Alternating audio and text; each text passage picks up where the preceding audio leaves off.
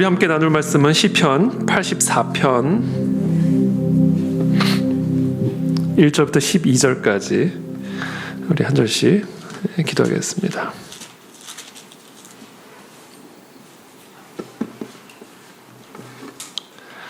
시편 84편 1절부터 12절까지 우리 한 절씩 교독하겠습니다.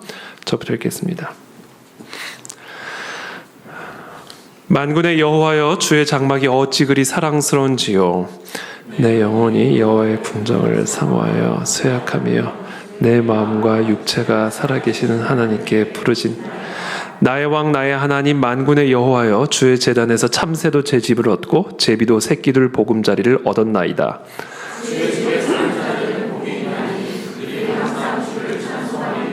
주께 힘을 얻고 그 마음에 시온의 대로가 있는 자는 복이 있나이다.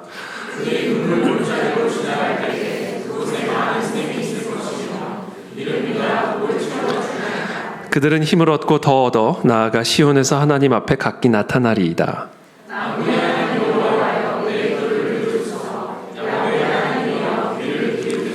우리 방패이신 하나님이여, 주께서 기름 부으신 자의 얼굴을 살펴보옵소서.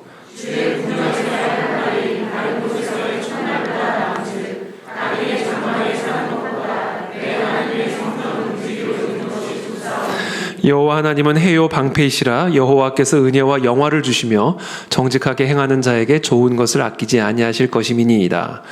만군의 여호와여, 주께 의지하는 자는 복이 있나이다. 아멘. 네, 오늘은 주께 의지하는 자는 복이 있나이다 라는 우리 말씀을 가지고 함께 하나님의 말씀 나누겠습니다. 1절부터 2절까지의 말씀 제가 읽어드리겠습니다. 만군의 여호와여, 주의 장막이 어찌 그리 사랑스러운지요. 내 영혼이 여호와의 궁정을 사모하여 쇠약하며 내 마음과 육체가 살아계시는 하나님께 부르짖나이다. 여러분, 이 시편의 기자가 지금 주의 장막이 어찌 그리 사랑스러운지요, 여호와의 궁정을 사모하여 쇠약하며 이렇게 얘기하고 있죠. 자, 이 시편의 기자가 주의 장막을 그렇게 사랑스럽게 생각하는 이유가 무엇일까?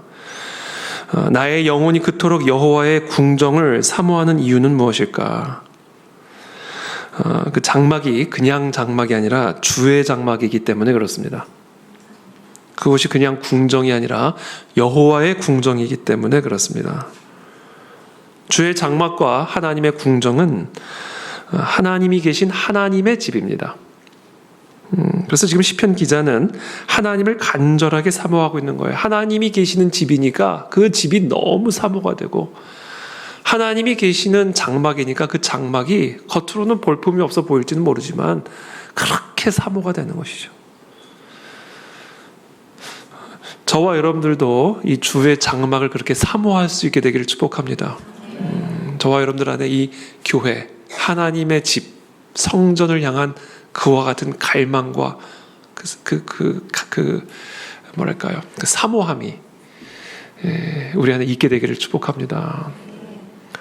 저는 휴가를 가도, 저번에도 그랬잖아요. 휴가 가도 저는 우리 교회 나오잖아요, 그렇죠? 당연한 거죠. 뭐 담임 목사가 휴가를 간다고 다른 교회 갈 수는 없잖아요. 근데 마음이 그냥 그렇게 되더라고요. 우리 교회가 우리 집이고, 내 영혼이 항상 어디를 가나 우리 교회 성도들을 생각하게 되는 게, 그게 다른 이유가 아니에요. 뭐 건물이 멋있어가 아니라 이곳이 하나님이 거하시는 하나님의 집이기 때문에 항상 나의 영혼이 그 하나님의 장막을 사모하고 또 사모하게 되는 것이죠. 특별히 이렇게 얘기합니다. 내 영혼이 여호와의 궁정을 사모하여 쇠약하며 내 마음과 육체가 살아계신 하나님께 부르짖나이다. 자, 지금 이 시편의 기자는 지금 하나님을 향한 갈망이에요. 하나님을 향한 이 사모함, 간절함. 그래서 지금 자신의 육체가 쇠약해질 만큼 그 하나님의 궁정이 사모가 되고 그립고, 그 하나님의 집이, 하나님이 너무나 갈망하는 거예요. 하나님을 너무 갈망하는 겁니다. 그러면서 이렇게 표현하죠. 내 마음과 육체가, 이게 중요한 표현입니다. 내 마음과 육체가 살아계시는 하나님께 부르짖나이다. 그러니까 지금 이 시편의 기자는 자신의 마음과 육체를 다하여 하나님을 갈망하고 있는 겁니다. 하나님께 부르짖고 있는 거예요. 자신의 모든 힘, 육체의 힘과 마음을 오직 한 곳에 집중시키고 있는 겁니다. 누구에게? 하나님 한 분에게. 그게 오늘 저와 여러분들의 마음의 상태가 되어야 된다는 거예요. 모든 육체의 힘, 모든 육체의 힘과 모든 마음의 힘을 하나님 한 분에게만 쏟아붓고 있는 거예요. 지금 그것을 표현하는 겁니다. 주의 장막이 어찌 그리 사랑스러운지요. 내 영혼이 여호와의 궁정을 사모하여 쇠약하며. 지금 자신의 육체와 마음이 쇠약해질 만큼 여호와 하나님 한 분에게 그 마음과 육체의 힘을 쏟아붓고 있는 거예요. 오늘 그런 밤이 되시기를 축복합니다. 하나님은 우리에게 아주 놀라운 힘과 능력을 발휘할 수 있게 만드는 원리를 하나 주셨습니다. 우리가 생각하는 것보다 훨씬 더 위대하고 더 놀라운 힘을 발휘할 수가 있는데 그렇게 할 수 있는 원리를 하나 주셨어요. 그 원리가 뭔지 아세요? 그게 바로 집중의 원리입니다. 사람이 집중을 하면요 놀라운 일을 하게 됩니다. 여러분, 육체의 힘만으로는 부족해요. 우리가 아무리 육체의 힘을 가지고 있어도 육체의 힘만으로는 그렇게 큰 일을 못합니다. 우리에게 주어진 육체의 힘이 강력한 힘을 발휘하기 위해서는 이 육체의 힘을 한 곳에 집중시킬 수 있는 마음의 힘이 반드시 필요합니다. 우리의 이 마음의 힘으로 내가 갖고 있는 또 내게 주어진 육체의 힘을 한 지점, 하나의 목적, 하나의 목표에 집중시킬 때 그때 놀라운 능력을 발휘하게 돼요. 우리가. 이게 집중의 원리예요. 그래서 우리가 이제 흔히 집중력이라고 얘기하죠. 집중력. 여러분, 무슨 일이든지요, 여러분들의 마음과 힘을 그렇게 한 곳에 집중시킬 수 있는 마음의 힘이 있으면요 놀라운 일을 해낼 수가 있습니다. 제가 오늘 설교를 준비하다가 잠깐 머리를 식히려고 축구 영상을 하나 봤거든요. 제가 좋아하는 축구 선수 중에 하나 이제 호나우두 뭐죠? 호날두. 제가 좋아하는 선수인데 이름도 잘 모르겠어요. 근데 그 선수가 이제 프리킥을 차는 모습을 딱 비춰주는데요. 이 눈동자가 정말 축구공을 씹어먹을 것 같은 눈동자예요. 정확하게 목표 지점을 정확하게 바라보고 눈치도 안 봐요. 눈동자가 안 흔들려요. 일단 집중력이 되면요, 이 눈동자가 안 흔들립니다. 가만히 자신이 공을 차 넣을 장소를 정확하게 뚫어보는 거예요. 그리고 심호흡을 합니다. 수많은 관중들의 환호와 수많은 관중들의 그런 박수 소리 속에서 요동함이 없는 그런 집중력을 가지고 어느 순간 공을 팡 차는데 그냥 그 공이요 총알처럼 그냥 골대 안으로 들어가요. 집중력이죠. 집중력. 놀라운 힘을 발휘하게 됩니다. 우리 안에 집중력이 생겨지면요. 근데 여러분, 집중력은요 육체의 힘이 아니에요. 집중력은 마음의 힘입니다. 마음이 분산되면요 육체의 힘도 분산이 되는 법이에요. 그래서 우리 육체의 힘을 한 지점에 정확하게 집중시킬 수 있는 마음의 힘, 이 집중력이에요. 그래서 운동선수들이 육체적인 근력 운동보다도 더 중요하게 생각하는 게 바로 이 마인드 컨트롤 훈련입니다. 정신 훈련이죠. 어떤 압박 속에서도 흔들림이 없이 자신의 육체적인 힘을 한 지점에 하나의 목표에 집중시킬 수 있도록 만든 이 마음의 훈련. 육체의 힘을 하나로 묶을 수 있는 마음의 훈련. 조금 박수 쳐준다고 거기에 마음이 녹아져 내리면요 힘도 풀어져 나갑니다. 조금 야유가 나온다고 거기에 또 마음이 무너져 내리면 힘을 지속적으로 낼 수가 없어요. 박수를 치던 야유를 보내던 마음의 흔들림과 요동감이 없어야 육체적인 힘도 흔들림이 없이 내가 지향하는 그 목표, 그 지점에 정확하게 집중을 시켜서 골을 넣을 수가 있는 거예요.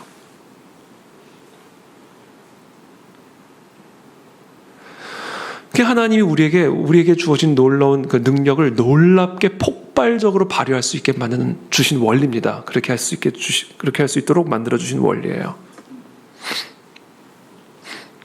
그것이 자연의 원리에도 고스란히 담겨져 있죠. 여러분, 온 세상을 밝히 비추고 있는 태양열을요, 돋보기를 통해서 정확하게 그 빛을, 온 세상이 분산돼서 비추고 있는 그 빛을요, 돋보기를 통해서 정확하게 한 지점에 그 빛을 집중을 시키면요, 이게 불탑니다. 거기서 돋보기의 역할을 하는 게 뭐다? 마음이에요. 그렇다면 태양은 누구신가? 하나님이십니다. 우리의 마음이 하나님에게만 그렇게 집중이 되잖아요. 하나님의 전능한 능력이 우리의 삶에 흘러 들어오게 되는 거예요. 이게 원리예요. 여러분도 한번 모든 마음과 힘을 다해서 우리의 모든 힘을 마음으로 묶어서 여호와께 집중시켜 보세요.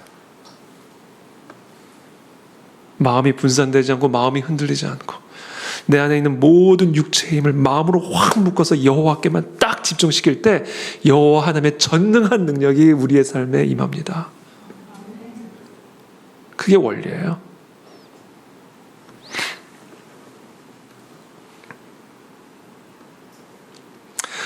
솔로몬이 무릇 지킬 만한 것 중에서도 너희의 마음을 지키라. 모든 생명의 근원이 이에서 남이니라고 말씀하신 그 의미가 바로 여기에 있습니다. 우리의 마음은 천지를 비추고 계시는 하나님의 그 전지전능하신 능력을 나 한 사람에게 집중시키는 돋보기와 같은 역할을 하는 거예요.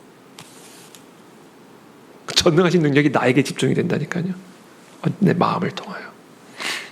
그래서 생명의 근원이 마음에서 나오니까 다른 것 지킬 게 참 많지만 그 중에서도 마음을 지켜라. 마음의 집중력을 지켜라. 힘이 분산되지 않도록 그 모든 힘들이 하나로 묶여서 여호와 하나님 한 분에게만 정확하게 집중되어지도록 마음을 지켜라. 거기서 모든 생명이 나온다. 금요 철야 기도회는 바로 그런 시간입니다, 여러분.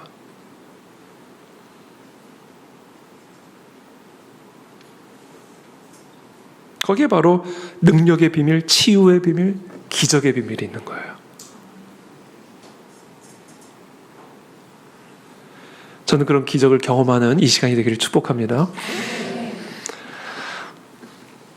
오늘 시편 기자는 바로 그 일을 지금 하고 있는 거예요. 자신의 마음으로 모든 힘을 여호와 하나님을 집중하는 일에 쓰고 있는 거예요. 그게 지금 1절의 말씀이 만군의 여호와여 주의 장막이 어찌 그리 사랑스러운지요. 내 영혼이 여호와의 궁정을 사모하여 쇠약하며 내 마음과 육체가 살아계신 하나님께 부르짖나이다.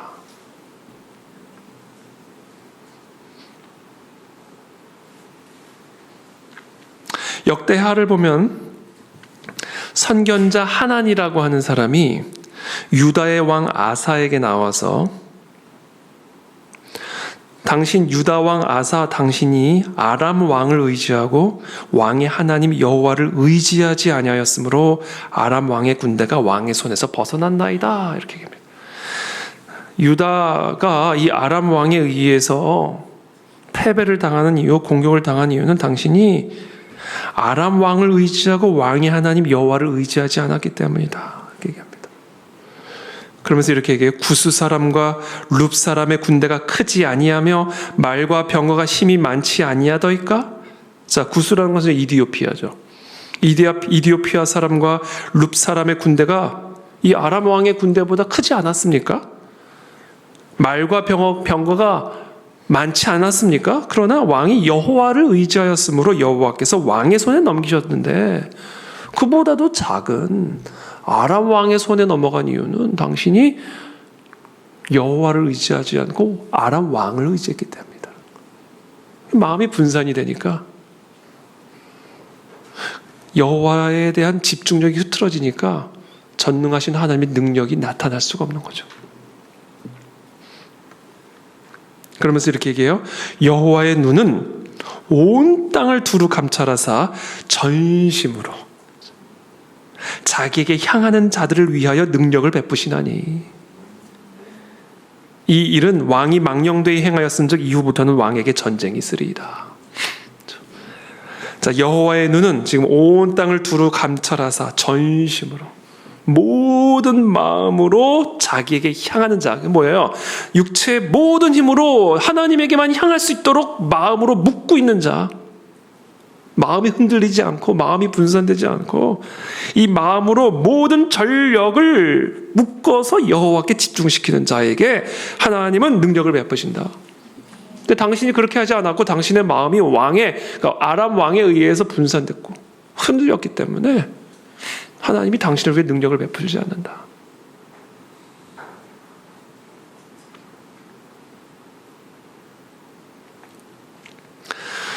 이게 우리가 여러분 평생에 우리가 기억해야 할 진리입니다. 제가 설교를 할 때마다 이 진리는 우리 모두가 반드시 평생 이거는 어디다 새겨놓고 기억하고 또 기억해야 할 말씀이다라고 여겨지는 때가 있는데 오늘 말씀이 그런 말씀이에요.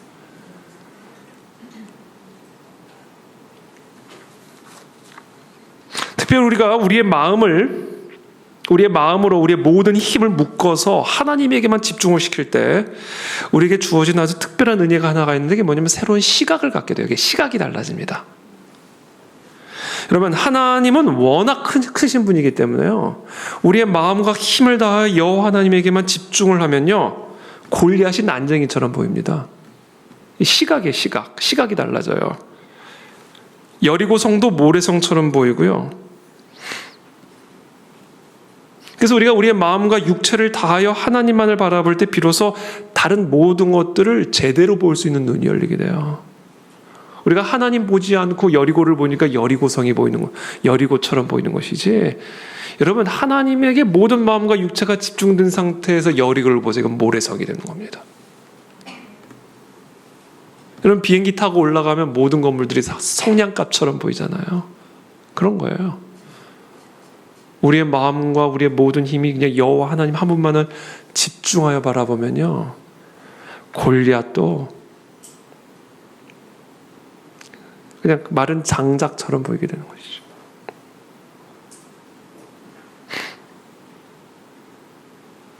그래서 여러분, 저와 여러분들에게 필요한 게 뭐냐면요, 이 영적인 집중력인데, 이 영적인 집중력, 하나님만을 집중할 수 있는 그 영적인 집중력이 우리에게 필요한데, 그것은 그냥 가질 수 있는 게 아니에요. 훈련을 받아야 돼요. 그 훈련은 마음의 훈련이에요. 마음의 훈련. 어떤 상황 속에서도 우리의 마음이 우리의 모든 힘을 묶어서 여호와께 집중시킬 수 있도록 우리의 마음이 훈련을 받아야 됩니다. 올바른 성경적인 지식도 많이 있고 또 성실한 신앙적 생활들을 하고 있지만 그것을 통해서 정말로 하나님의 전능하신 능력이 우리의 삶에 나타나게 하려면요, 우리의 마음이 훈련을 받아야 돼요. 마음의 훈련은요, 평안하고 편안한 장소에서 절대로 이루어지지 않습니다. 훈련의 목적 자체가요, 뭐냐면 우리를 불편하게 만드는 것에 있어요. 편안한 훈련이라는 것은 존재하지 않아요. 육체를 불편하게 만들어야 육체가 훈련을 받게 되는 것처럼 마음을 불편하게 만들어야 마음을 훈련할 수가 있는 거예요. 그래서 하나님께서 우리의 마음의 집중력, 어떤 상황 속에서도 우리의 마음이 우리의 모든 힘을 묶어다가 여호와께 집중시킬 수 있게 하기 위해서 하나님이 우리의 마음을 훈련시키기를 원하시는데 그 마음의 훈련을 위해서 허락하시는 게 바로 고난입니다. 흑암, 어두움. 여러분, 우리가 기도를 할 때 왜 눈을 감아야 될까요? 집중, 그렇죠? 집중도 있죠. 맞아요, 집중이에요. 이게 어두워지잖아요. 그럼 이게 하나님에게 집중을 할 수가 있게 돼요. 그렇죠? 그런 거와 또 동일한 원리예요. 우리의 삶이 어두워질 때 우리의 마음이 우리의 육체를 다 묶어다가 하나님에게만 집중하게 만들어줍니다. 이 고난이에요. 그래서 고난을 통해서 우리는 마음의 훈련을 받아 이 마음이 모든 것을 묶어다가 여호와께 집중시켜 주도록 도와줍니다. 마태복음 14장 24절에 보면 예수님께서 이제 물 위를 걸어오시는 그 사건이 기록이 되어 있습니다. 배가 이미 육지에서 술이나 떠나서 바람이 거스름으로, 고난이죠. 바람이 거슬러요. 가는 방향의 반대 방향으로 바람이 거스름으로 물결로 말미암아 고난을 당하더라. 밤 4경에 예수께서 바다 위로 걸어서 제자들에게 오시니 제자들이 그가 바다 위로 걸어오심을 보고 놀라 유령이라며 무서워하며 소리 지르거늘 예수께서 즉시 이르시되 안심하라. 안심. 마음의 문제예요. 마음의 문제. 폭풍이 불어오니까 물결로 말미암아 고난을 당하니까 예수님을 보고도 무서워서 놀라 소스라치는 거예요. 난이 두려워하지 말라. 하나님은 지금 훈련을 하고 계시는 겁니다. 예수님은 지금 제자들의 마음을 훈련시키고 계시는 거예요. 이 모든 두려운 상황 속에서, 이 모든 고난 속에서, 이 모든 어두운 밤 사경에 중심에 그리스도가 서 계시니 나이니 폭풍 때문에 두려워하지 말고 안심하라. 마음의 평안함을 지켜라. 마음으로 너희의 모든 육체의 힘을 묶어다가 바다를 밟고 있는 나에게 집중시켜라. 이제 이 훈련시키고 있는 거예요. 베드로가 대답하여 이르되 주여 만일 주님이시거든 나를 명하사 물 위로 오라 하소서 하니 오라 하시니 베드로가 배에서 내려 물 위로 걸어서 예수께로 가되, 그렇죠, 마음 훈련이에요. 그 상황 속에서 마음을 지켜가지고 예수 그리스도께로 가는 겁니다. 모든 육체의 힘을 벌벌 떨고 있는 육체의 힘을 묶어다가 예수께로 향하게 만드는 거예요. 그랬더니 물 위를 걷는 거예요. 근데 그 순간 바람을 보고 마음의 분산이에요. 순간 마음이, 시선이 바람에게 뺏기면서 마음이 빼앗겨 버린 거예요. 그러면서 육체의 힘이 풀리니까 바다에 가라앉아 버리기 시작하는 겁니다. 예수께서 즉시 손을 내밀어 그를 붙잡으며 이르시되 믿음이 작은 자여 왜 의심하였느냐 하시고 배에 함께 오르매 바람이 그치는지라. 여러분, 예수 그리스도 한 분에게만 집중한 마음을 우리는 믿음이라고 부릅니다. 이 믿음이라고 하는 게요, 뭐냐면요, 이게 되게 추상적인 단어잖아요. 믿음. 근데 여러분, 믿음이라는 건 뭐냐면 어떤 상황 속에서 우리의 마음의 중심을 그리스도에게 집중시키는 거예요. 모든 힘을 끌어다가 그리스도에게 집중시키는 겁니다. 바람도 보지 않고 파도도 바라보지 않고 자꾸 시선이 물결을 향하지만 마음으로 그 모든 시선과 힘을 묶어다가 그리스도께로 다시 돌리게 만드는 이게 믿음이에요. 그때 우리의 마음은 안심이 되는 겁니다. 우리의 마음이 안심, 평안이 되는 거예요. 자, 그리스도에게 집중되지 않고 분산된 마음을 의심이라고 얘기하는 겁니다. 의심. 그때 우리의 마음의 상태를 근심이라고 부르는 거예요. 그러니까 믿음이 작은 자라는 것은요, 상황과 환경에 따라 이 마음이 분산이 되어가지고요, 그리스도에게만 집중하는 마음이 약화가 되는 거예요. 그런 마음은 이제 의심과 근심으로 가득 차게 되는 것이죠. 상황과 환경과 상관없이 우리의 마음이 오직 그리스도에게만 집중되어 있는 그 마음을 우리는 믿음이라고 부르고, 그때 우리는 안심을 경험하게 되는 것이죠. 그래서 3절에 이렇게 말합니다. 나의 왕 나의 하나님 만군의 여호와여 주의 제단에서 참새도 제 집을 얻고 제비도 새끼둘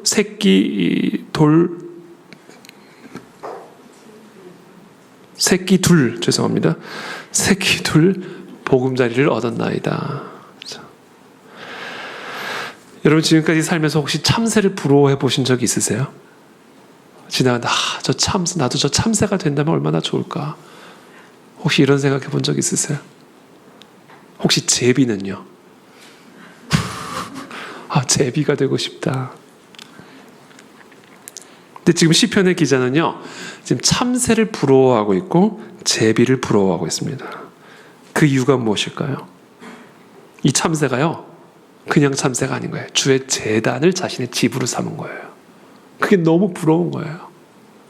그 정도로 지금 이 시편의 기자는요, 하나님을 향한 갈망, 하나님의 집을 향한 갈망에 완전히 사로잡혀 있는 거예요. 내가 저 주의 제단에만 내 집으로 삼아서 살 수만 있다면 난 차라리 참새가 되고 싶다. 내 새끼를 둘 수 있는 보금자리를 저 주의 제단에 둘 수만 있다면 난 차라리 저 제비가 되고 싶다. 여러분, 이게 이 시편 기자의 마음이에요.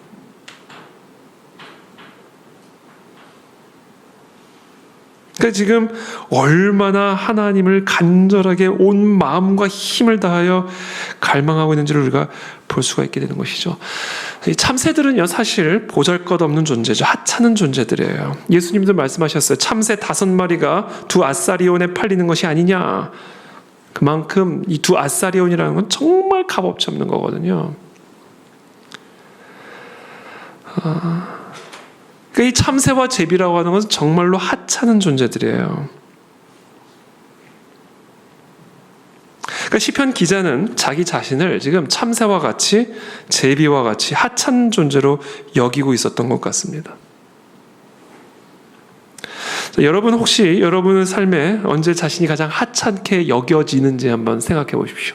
혹시 여러분 자신이 지금 하찮게 여겨지지는 않습니까? 제 개인적인 경험을 비추어 본다면 제 자신이 하찮게 여겨질 때는 언젠가 어떤 결핍이 느껴질 때, 부족함이 느껴질 때, 그때 우리 자신이 약해지고 하찮게 여겨져요. 어떤 결핍으로 인해서 절실한 필요가 있는 상황, 그게 바로 고난이고, 우리는 그런 고난의 상황을 통해서 우리 자신이 하찮아지는 것을 경험하게 되는 것이죠. 지금 이 참새는요, 살 집이 없어요. 이 제비는 새끼를 낳았는데 새끼를 둘 보금자리가 없습니다.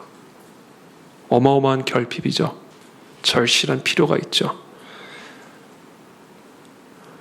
아마 자기 자신을 매우 하찮은 존재처럼 여겼을 거예요. 자식을 새끼를 낳았고도 새끼를 둘 보금자리가 없으니 얼마나 자신이 하찮은 존재로 여겨졌겠어요. 근데 그때 이 제비가 한 일이 뭔지 아세요? 그때 이 참새가 한 일이 뭔지 아세요? 주의 제단으로 날라들어가지고 주의 제단을 자기 집으로 삼았어요. 그랬더니 살 집을 얻었고 새끼를 둘 보금자리를 얻었습니다.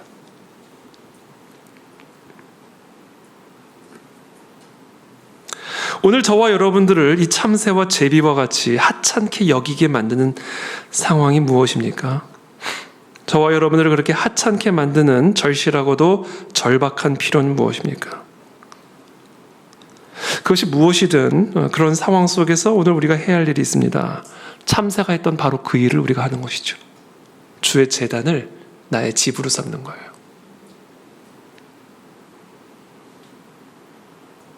주의 집을 내 새끼들의 보금자리로 삼는 겁니다. 여러분, 교회 나올 때 혼자 나오지 않게 되길 바랍니다. 여러분들의 자녀들을 데리고 나오시길 축복합니다. 그렇게 할 때 참새가 살 집을 찾았고 제비가 새끼를 둘 보금자리를 얻었습니다. 그래서 저는 오늘 시간 저와 여러분들을 축복합니다. 여러분, 우리의 삶에 심각한 결핍이 있습니까? 절실한 필요가 있습니까? 그래서 나 자신이 하찮게 여겨집니까? 주의 제단을 여러분의 집으로 삼으시기를 축복합니다. 주의 제단으로 날아들어서 주의 제단을 여러분들이 살 집으로 삼으시고 여러분들의 새끼를 둘 보금자리로 삼으십시오. 그때 우리의 모든 필요를 채우신 하나님을 경험하게 될 거예요. 여러분, 우리의 마음이 오직 우리의 모든 육체적 힘을 모아다가 여호와 하나님 한 분에게만 집중시키는 삶이란 구체적으로 어떻게 사는 삶인가? 주의 집을 여러분의 집으로 삼는 거예요. 여러분, 그보다도 더 우리의 마음으로 우리의 육체적 힘을 하나님에게 집중시킬 수 있는 다른 방법은 없습니다. 주의 집을 여러분의 집으로 삼고 여러분들의 자녀들이 머무를 보금자리로 삼는 거예요. 그래서 4절에 이렇게 말합니다. 주의 집에 사는 자들은 복이 있나니 그들이 항상 주를 찬송하리이다. 여러분, 이 주의 집을 여러분들의 집으로 삼으면요, 여러분들의 입술에는 항상 찬송만 있을 거예요. 아까도 말씀드렸잖아요. 우리의 모든 육체적 힘을 마음으로 묶어 여호와께 집중시키면 전능하신 여호와의 능력이 우리 삶 속에 임하기 때문에 이 주의 전을 여러분들의 집으로 삼으면 하나님의 능력이 우리의 삶에 풍성하게 부어질 것이기 때문에 항상 찬송을 하게 되어 있습니다. 이 목사라고 하는 직업이 갖고 있는 가장 큰 축복 중에 하나는요, 주의 성전을 집으로 삼고 산다라는 거예요. 저는 집으로 퇴근하는 게 아니라 집으로 출근을 합니다. 교회로 퇴근을 하고요. 하루 24시간에 제일 많은 시간을 저는 교회에서 살죠. 주의 집이 사실은 저의 집이에요. 저는 여러분들도 이 주의 집을 여러분들의 집으로 삼게 되기를 축복합니다. 왜냐하면 주의 집에 사는 자들이 복이 있어요, 여러분.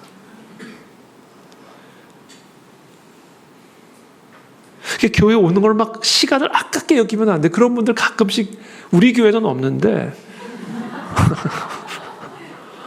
뭐 정말 주의 집에 오는 거를 그냥 막 너무 아깝게 생각하는 경우들이 가끔씩 있어요.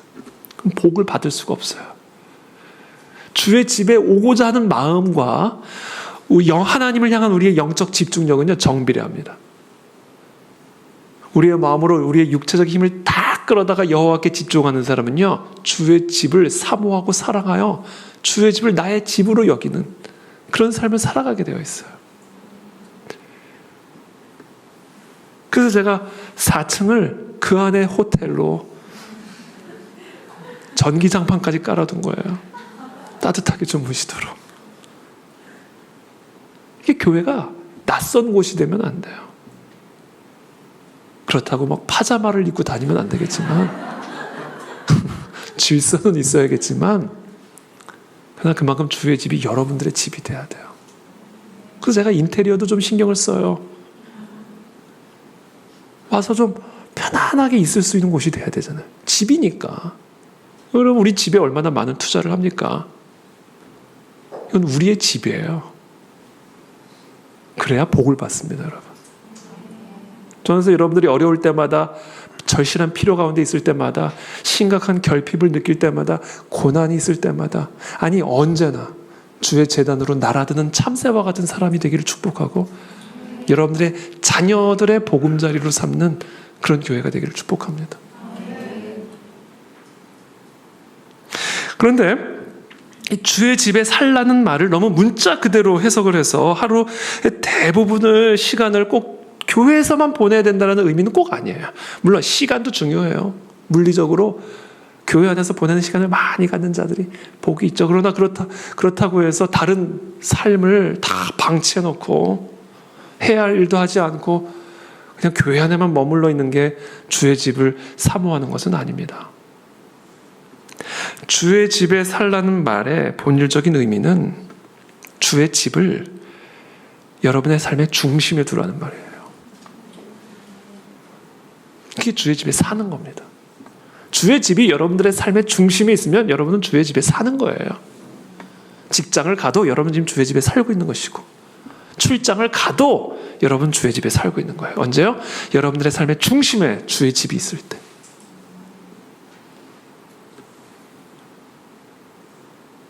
우리의 삶이요, 교회를 중심으로 있어야 됩니다. 교회가 여러분의 삶의 중심이 돼야 돼요.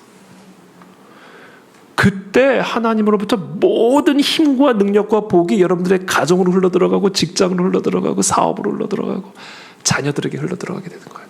언제요? 교회가 우리의 삶의 중심에 있을 때.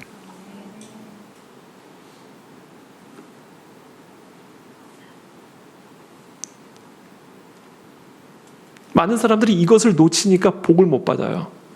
교회가 항상 변두리에 있어요. 교회가. 여러분, 여러분들의 삶에 가정이 중심에 있으면 안 돼요. 교회가 중심에 있어야 돼요. 그래야 가정에 하나님의 복이 흘러 들어갑니다. 여러분들의 삶의 가정의 중심, 여러분들의 삶의 중심에 가정이 있으면 그 가정에 복이 어디서부터 나와요? 어디서부터 나오겠어요? 그 가정이 말라버려요. 여러분들의 삶의 중심에 사업이 있어 보세요. 사업, 도대체 어디서부터 복이 흘러 들어옵니까? 중심에 사업이 있는데.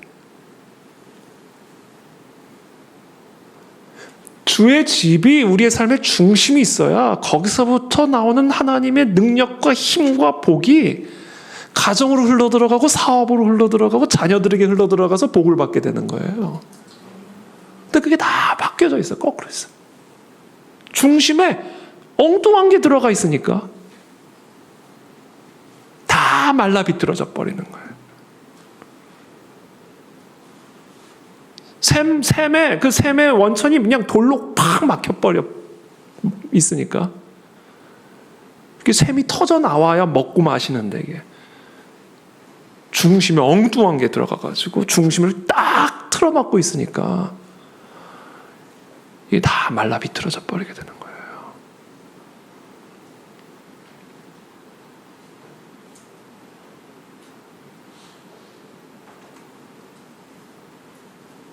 우리의 삶의 중심이 교회가 될 때, 주의 집이 될 때 우리의 가정이 바로 세워지게 되는 것이고 우리의 직장이 바로 세워지게 되는 것이고 우리의 모든 삶의 영역에 필요한 힘과 능력과 복이 흘러들어와 질서를 잡게 되고 열매를 맺게 되는 겁니다.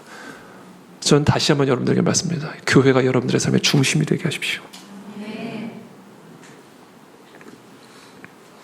제가 허리를 예전에 삐끗해가지고요. 한동안 고생했던 적이 있어요. 그래서 병원에서 재활훈련을 받는데 저는 허리를 다쳤으니까 뭐 허리를 가지고 막 뭐를 할 줄 알았어요. 근데 운동을 시키는데요. 약간 좀 뭐 이런 운동을 다 시키나 싶었어요. 뭐냐면 눕혀놓고 호흡 운동을 시켜요. 이게 허리를 낫게 한다는 거예요. 이렇게 하라는 거예요. 그래서 뭐 하는 거냐고. 그랬더니 이 안에 있는 코어 근육, 이 호흡을 통해서 이 속에 있는 코어 근육을 딱 잡아줘야 허리 근육을 잡아줘야 모든 뼈들이 제대로 선다는 거예요. 그래서 이 사람의 이 모든 인체 중에서 이 모든 인체의 근육과 뼈들을 잡아주는 그 코어 근육이 있는데 그 코어 근육이 이걸 통해서 되는 거예요. 그러면서 이 안에 있는 근육을 강화시키는 훈련을 시켜주더라고요. 바로 이 코어 근육에 해당이 되는 게 교회예요, 여러분. 여러분 이거 인정 안 하면요, 여러분은 하나님을 경외하는 분이 아닙니다. 주의 집을 사모하는 분이 아니에요. 지금 보세요, 시편의 기자는요, 자신의 마음으로 모든 힘과 에너지를 주의 집에 집중시키는 거예요. 주의 집을 사모하고, 주의 집이 사랑스럽고. 내가 저 주의 제단에만 살 수 있다면, 저 주의 제단을 내 집으로 삼을 수 있다면 난 차라리 참새가 되고 싶다.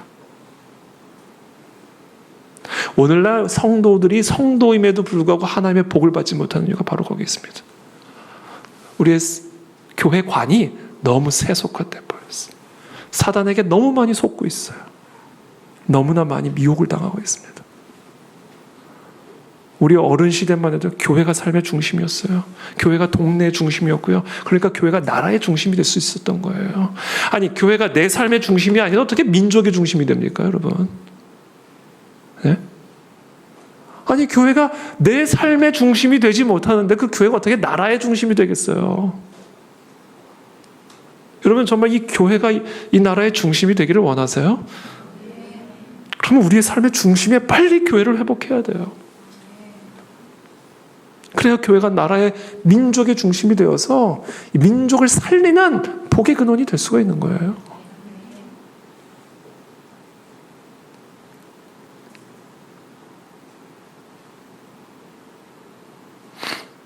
에스더 금식 기도회를 한다? 그러면 그 안에 진리교회 성도라면, 다른 교회 성도들은 뭐 해도 되고 안 해도 되지만, 그 안에 진리교회 성도라면, 우리가 진짜 교회 중심으로 서 있다면, 뭐 어떤 모양으로도 동참을 해야죠. 그래야 복을 받아요. 그래야 복을 받습니다. 제가 이 말씀을 조심스럽게 해야 되나 말아야 되나. 왜냐면 마치 이게 막 너무 교회, 막 그렇게 하는 것 같이 느껴질까봐. 근데 아니, 이거는 해야 되는 소리예요. 아니, 교회가 에스더 금식 기도를 한다. 근데 그때 그 기간에 가족들끼리 나가서 외식을 하면요, 이건 아니죠. 그건 아니죠. 이거는 교회가 중심인 게 아니죠. 그럼 복을 받을 수가 없어요. 뭐 형편에 따라 상황에 따라 모양은 다를 수는 있지만 어떤 식으로든 동참해야죠. 그게 교회가 중심에 서 있는 거예요. 그게 안 되면 안 돼요.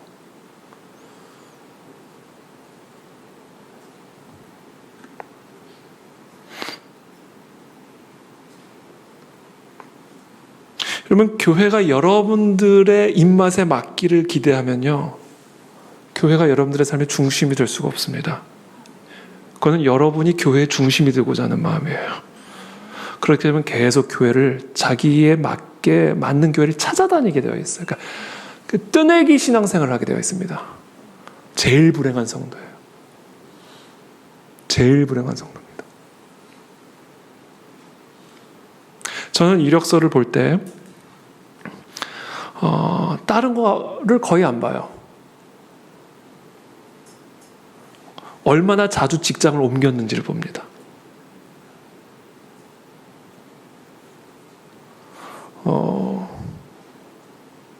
여러분 꼭 기억하십시오. 여러분 정말 복이 있는 성도가 되고자 한다면요, 교회가 여러분들에게 맞춰주기를 바라시면 안 돼요. 정말 교회가 이상한 교회가 아닌 이상 여러분들이 교회에 맞춰야 돼요. 교회가 여러분들의 중심이 돼야 여러분이 교회의 중심이 아니라 교회가 여러분들의 중심이 돼야 여러분들이 하나님의 복을 받습니다.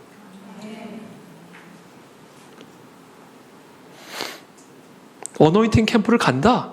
저 지금 절대 뭐 동원하려고 그러는 거 아니에요. 그냥 팩트를 말씀을 드리는 거예요. 그것도 가족 캠프다? 그럼 그 안에 진리교회 가족이라면 와야죠. 그때 휴가 가면 안 돼요. 뭐 안 된다라기보다 그건 조금 그래요. 이게 교회가 중심이 아닌 거예요, 그러면. 그럼 복을 못 받는다니까요.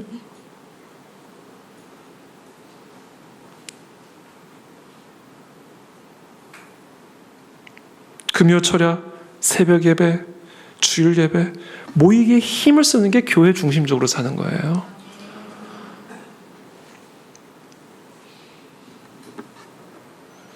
이게 훈련이 돼야 돼요. 우리의 삶이 이 교회를 중심으로, 교회의 방향성으로 재배열돼야 됩니다. 그래야 복을 받아요. 이게 전선과 전선이 연결이 돼야 흐름이 오죠. 여러분들이 그 안에 진리교회 성도라고 한다면 그 안에 진리교회의 흐름에 딱 재배열이 돼야 하나님이 머리 대신, 교회의 머리 대신 그리스도로부터 흘러나오는 복이 여러분들의 가정과 직장과 여러분들의 삶에 흘러들어가게 되는 거예요. 근데 그게 딱 재배열이 안 돼 있으면 어노인팅 캠프 갈 때 휴가 가시고 금식 기도회 하는데 가족들끼리 외식하고 그럼 계속 이게 안 맞는 거잖아요. 그럼 어떻게 흘러들어가요? 복을 받을 수가 없다니까요. 제가 진짜 이 목자의 심정을 안타까워서 드리는 말씀이에요.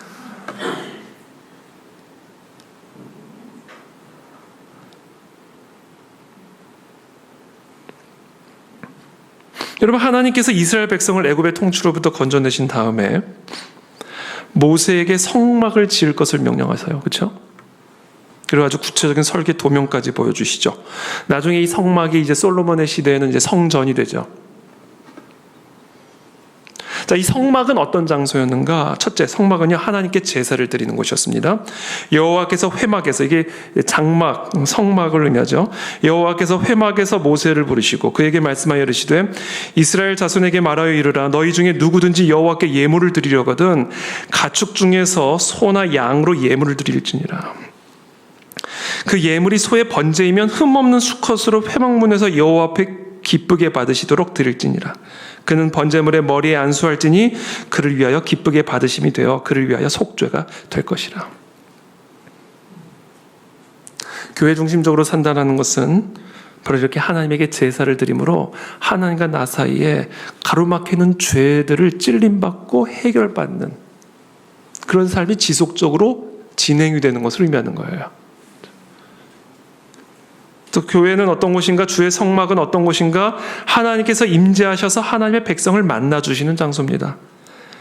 이는 너희가 대대로 여호와 앞 회막문에서 늘 드릴 번제라. 내가 거기서 너희와 만나고 네게 말하리라. 내가 거기서 이스라엘 자손을 만나리니 내 영광으로 말미암아 회막이 거룩하게 될지라. 이게 주의 성전이에요. 하나님이 우리에게 말씀하시고 그 하나님을 만나는 장소가 주의 성전입니다. 세 번째, 성막은 어떤 곳이었는가? 하나님의 말씀이 선포되는 곳이었어요. 거기서 내가 너와 만나고 속죄소 윗 곧 증거계 위에 있는 그 두 그룹 사이에서 내가 이스라엘 자손을 위하여 네게 명령할 모든 일을 네게 이르리라. 하나님의 말씀이 임합니다. 그러니까 여러분, 성전이 여러분들의 중심이 될 때 죄의 문제가 해결을 받고요. 하나님을 그래서 만날 수가 있게 되고요. 그래서 하나님의 음성을 듣게 되는 거예요.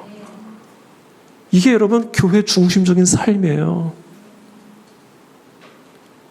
교회가 저와 여러분의 삶의 중심이 되지 않으면요, 죄의 문제 해결되지 않고요, 하나님 만나지 못하고 하나님의 음성 못 듣게 됩니다.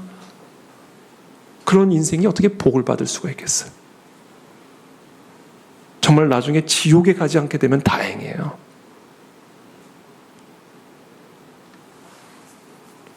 네 번째, 성막은 어떤 곳이었는지 아세요? 이스라엘 진의 중심이요. 이스라엘 공동체를 하나로 묶어주는 구심점에서 코어였어요. 이스라엘 공동체의 코어였습니다. 그래서 이스라엘 모든 백성을 제사 중심,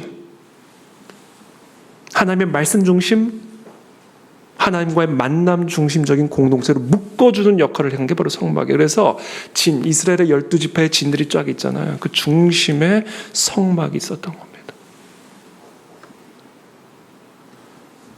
하나님께서 모세와 아론에게 이렇게 명령합니다. 여호와께서 모세와 아론에게 말씀하여 이르시되 이스라엘 자손은 각각 자기의 진영의 군기와 자기의 조상의 가문의 기호 곁에 진을 치되 회막을 향하여 사방으로 치라. 그래서 이스라엘 자손들이 이제 지파별로 다 진을 치고 있잖아요. 성막을 중심으로 이스라엘 12지파를 동서남북 사방에 3지파씩 배치를 했는데, 분산 배치를 했는데, 각각의 모든 장막들, 이 장막들은 이제 개인 집이에요. 쉽게 말하면. 그렇죠? 12지파를 동서남북으로 3지파씩 분산 배치를 했는데 그 장막들은 다 집이에요. 개인 집이에요. 개인 장막이에요. 이 개인 장막을 다 주의 장막을 향하여 배치하도록 했습니다.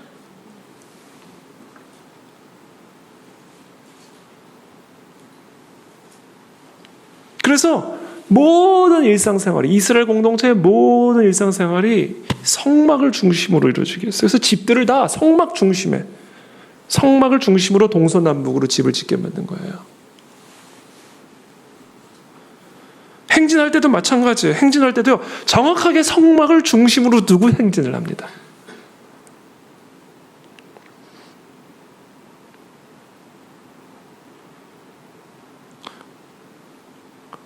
그러니까 어떤 일들이 일어나요? 구름 기둥이 떠올라가지고 이 백성의 진들을 이동시키시고, 밤에는 불 기둥이 떠올라와가지고 이 진들을 움직이시고, 하늘에서는 메추라기가 내려오고 만나가 내려와서 이들을 먹이시고, 하나님의 공급하심과 역사하심과 인도하심이 나타나는 거예요. 그러니까 여리고도 무너지는 거예요. 언제요? 성막이 중심에 있으니까. 이 놀라운 영적 원리입니다, 여러분.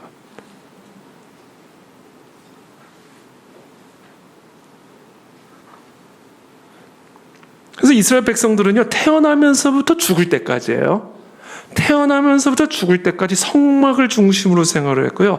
아이를 출산할 때나 질병이 걸렸을 때나 성막에 가서 제사를 드렸어요.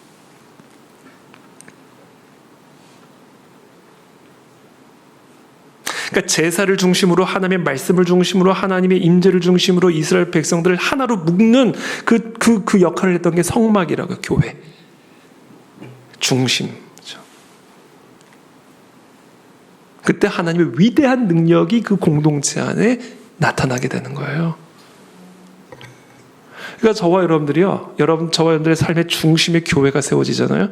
그럼 이 안에 놀라운 하나님의 능력들이 나타납니다. 그게 이 구약의 성막의 그림이 우리에게 보여주고 있는 그림이에요. 그래서 제가 이렇게 호소하는 거예요. 우리의 삶의 중심에 교회가 있어야 됩니다. 교회가 우리의 삶의 중심이 되어야 하나님의 전능하신 능력이 우리 가운데 나타나 치유가 일어나고 회복이 일어나고 권능의 역사가 일어나는 하나님의 역사를 경험하게 되는 것이다. 그래서 저는 이 시간 축복합니다. 저와 여러분들의 삶의 중심에 지금 뭐가 있는지 이건 점검하셔야 돼요. 가정의 중심에 교회가 있는지, 여러분들의 기업의 중심에 교회가 있는지, 이 질서가 잡혀야 복이 흘러 들어옵니다. 그래서 여러분, 제가 두 가지 여러분들에게 꼭 권면의 말씀을 드리고 싶어요. 또는 경고의 말씀을 드리고 싶은 게 있는데, 여러분 진지하게 받아주시기를 바랍니다. 여러분들이 평생 태어나서 죽을 때까지 절대로 하지 말아야 될 것, 교회를 치는 일이에요. 이거는 여러분들이 태어나서 죽을 때까지 절대로 해서는 안 될 일입니다. 주의 집이니까. 교회를 치면 하나님이 치십니다. 주의 집이기 때문에 그래요. 이 주의 집에 우리의 운명이 달려있기 때문에 그 집을 치면 하나님이 치십니다.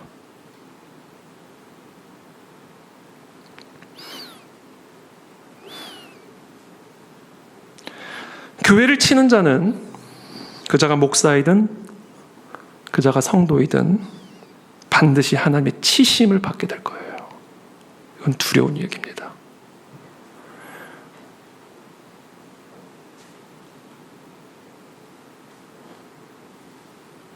하나님이 바벨론을 물론 사용하시죠. 이스라엘을 치기 위해. 하나님의 집을 치기 위해 성전을 다 파괴시키죠. 바벨론을 통해서. 하나님이 하신 거예요. 바벨론을 통해서 이스라엘을 치시죠. 그러나 결국 하나님은 바벨론을 치십니다. 여러분, 우리가 이 성경을 보면요, 하나님이 사용을 하시는데 거룩하게 사용하는 방식이 더럽게 사용하는 경우들이 있습니다. 바벨론은 하나님이 사용하셨어요. 아수르 하나님의 종이라고 그랬어요. 근데 더럽게 쓰임받는 거예요. 성경에서 더럽게 쓰임받은 대표적인 인물이 유다입니다. 아주 더럽게 쓰임받았어요. 쓰임을 받은 건 분명해요. 그러나 더럽게 쓰임받았어요. 주의 몸을 치는 일에 쓰임받았습니다.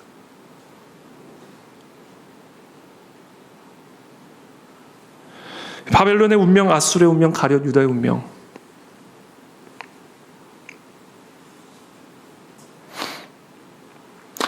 또 하나, 경고이자 권면이죠. 절대로 교회를 가볍게 여기지 마십시오. 여러분들이 교회를 여러분들의 삶의 중심에 뒀다면 절대로 교회를 가볍게 여길 수가 없어요.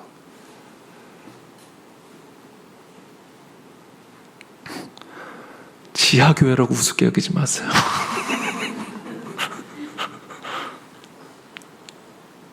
농담입니다.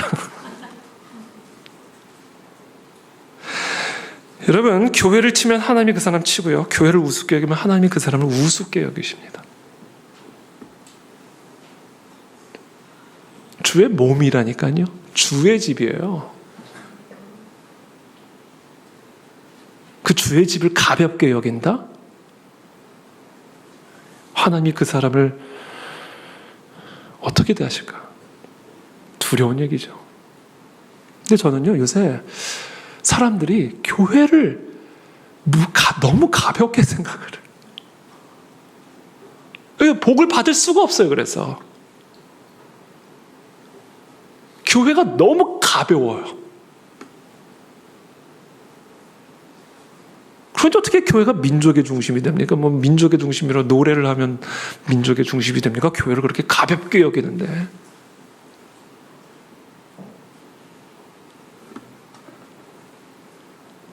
아니, 지금 오늘 시편의 기자는요, 주의 집에 사는 참새를 부러워하잖아요.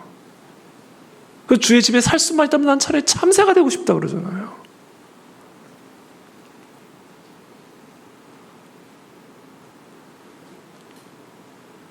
여러분, 교회를 깃털처럼 가볍게 여기는 삶은 바람의 곁처럼 날아다니는 삶이 됩니다. 그래서 우리의 삶의 중심이요, 교회에 뿌리를 내려야 돼요.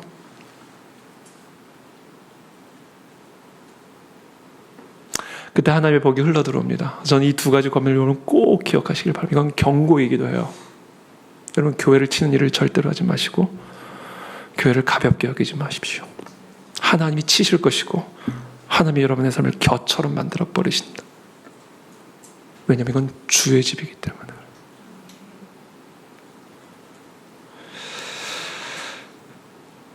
너희는 내 안식일을 지키며 내 성소를 경외하라. 나는 여호와이니라. 그래서 우리 아이들 새벽에 우리 아이들 이렇게 나와요. 주의 집에 사는 애들이에요. 너무너무 복 있는 거예요. 자기의 자녀들을 주의 집에 보금자리로 삼게 하는 부모들, 진짜 복 있는 부모들입니다.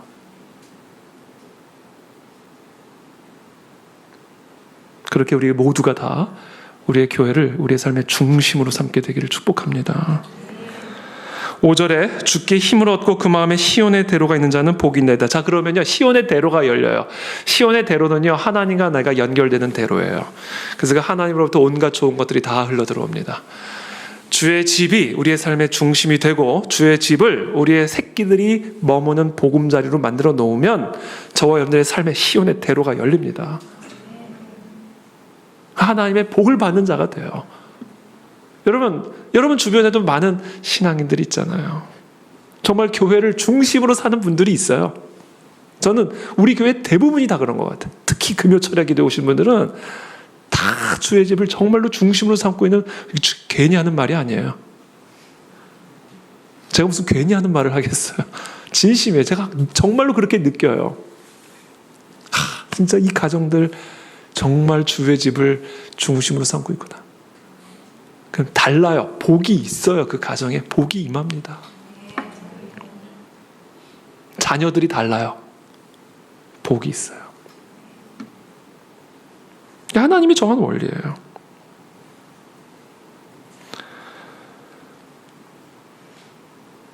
왜냐하면 시온의 대로가 열려 있고 교회를 중심으로 삼지 않는 사람들은 시온의 대로가 막혀 있기 때문에 이거는 너무나 자명해요.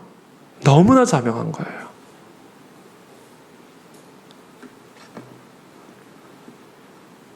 그래서 저는 기도하는 거예요. 우리 그 안의 진리 교회가 저와 여러분들에게 교회가 아니라 집이 되기를 원한다. 이 교회가 집이 된다는 이야기는요, 더 나아가서 무엇을 의미하는 거냐면 우리들이 가족이 되는 걸 의미하는 거예요. 교회가 집이다. 그 교회 성도들은 뭐가 된다? 가족이 되는 겁니다.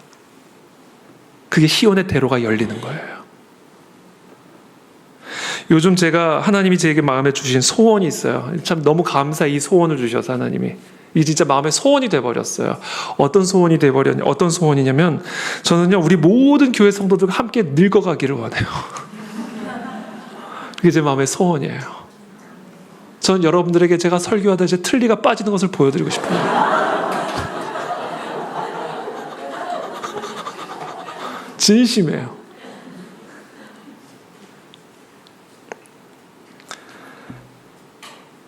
저는 여러분들의 70대, 80대, 90대 모습이 너무 궁금해요.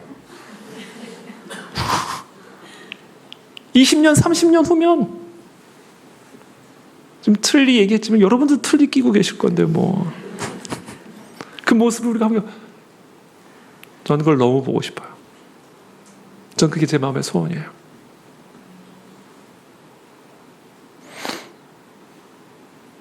같이 늙어가면서 함께 이빨 빠지고 함께 머리털 빠지고 그렇게 예배드리고 찬송하면서 천국까지 환송하고 환송받고, 저는 우리 그 안에 이렇게 모든 성도들이 그렇게 끝까지 같이 갔으면 좋겠어요. 그게 진짜 제 마음의 소원입니다. 여러분, 여러분들의 늙은 모습을 꼭 보기를 원해요. 저의 늙은 모습을 꼭 보여드리기를 원해요. 이태희 목사님 옛날에는 진짜 안전했는데.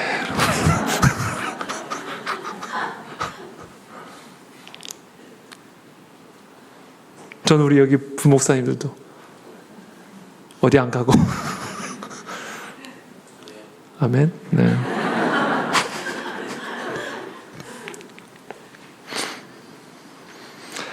이게 복이 있는 거예요. 그러니까 저도 보니까 이건 복이에요. 복을 받아야 돼. 복을 받아야지 그렇게 되더라고요. 이게 복입니다. 우리가 막 그렇게 하려고 한다고 되는 게 아니에요. 하나님이 복을 주셔야 우리가 함께 끝까지 가족이 돼서 천국 갈 때까지 함께 늙어가면서 기쁘고 감사하며 찬송하며 예배하는 삶의 여정을 함께 갈 수가 있어요. 그 복을 구해야 돼요.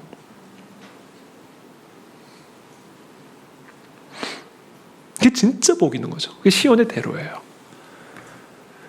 진짜 가족이 되는 거예요. 가족. 성도가 가족을 이룬다는 게 이게 얼마나 큰 축복인지 아세요, 여러분? 시온의 대로입니다. 시온의 대로.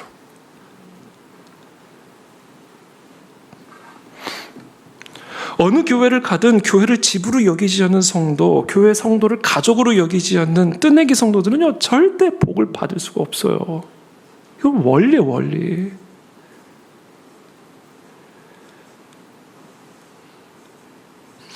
가족이 없는 사람은 불행하죠. 이 가족, 저 가족.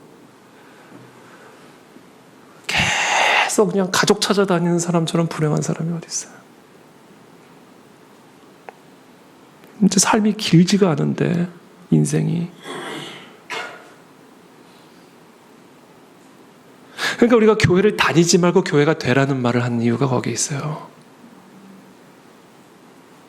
교회가 가족이 돼야 교회가 되는 거예요, 우리가.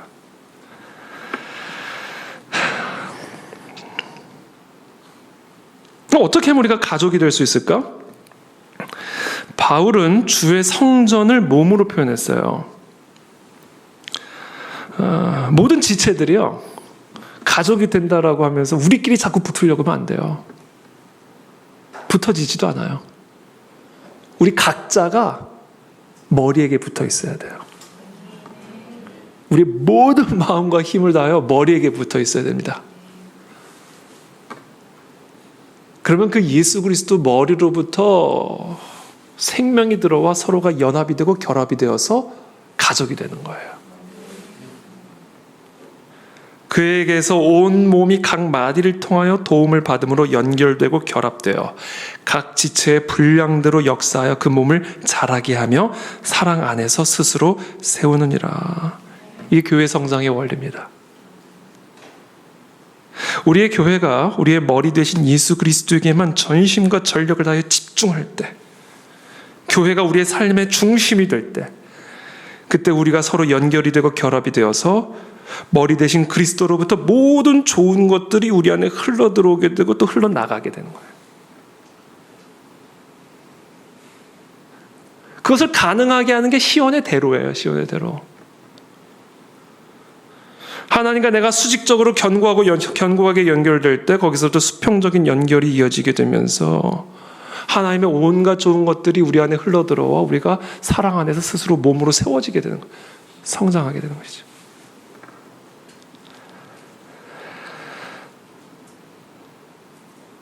그래서 우리가 우리의 이 집중력이 깨어지면 안 된다. 집중력이 깨어지면 안 된다. 그래서 이 집중력을 더 강화시킬 수 있는 여러 가지 방법들을 우리가 고민해야 됩니다. 그것 중에 하나가 이 금요 철야 기도를 더 강화시키는 것. 아까 12시 1분. 이게 집중력을 강화시키는 노력이에요. 그리고 지상 4층을 주무실 수 있도록 원하시는 분은 꼭 주무시고 가라는 강제는 아니에요. 근데 차편 때문에 우리가 기도를 그럴 건 하지 마요. 우리 한번 이렇게, 그리고 또 교회에서 한번 자고 나면요, 집 같아져요.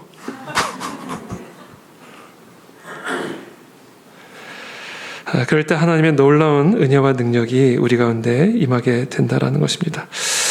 더 많은 말씀들을 준비를 했는데 오늘 제가 여러분들에게 나누고자 하는, 하나님께서 저 여러분들에게 주고자 하시는 메시지는 이것으로 충분할 것 같아요. 그래서 우리가 이제 함께 기도하며 나갈 때 하나님, 교회가 우리의 삶의 중심이 되게 도와주시고, 그래서 우리 교회 성도들을 위해 가족이 되게 도와주시어서 우리의 삶의 시온의 대로가 열리게 도와주옵시고, 그래서 머리 대신 그리스도로부터 모든 좋은 것들 우리의 삶에 흘러 들어오게 되는 각성과 부흥의 역사가 우리 가운데 일어나게 도와주시옵소서. 우리의 삶의 중심을 점검하게 되기를 바라고, 그 삶의 중심을 회복하시는 이 밤이 되기를 예수님의 이름으로 축복합니다. 거룩한 영적 집중력을 회복하시게 되기를 축복합니다. 함께 기도하며 나가도록 하겠습니다.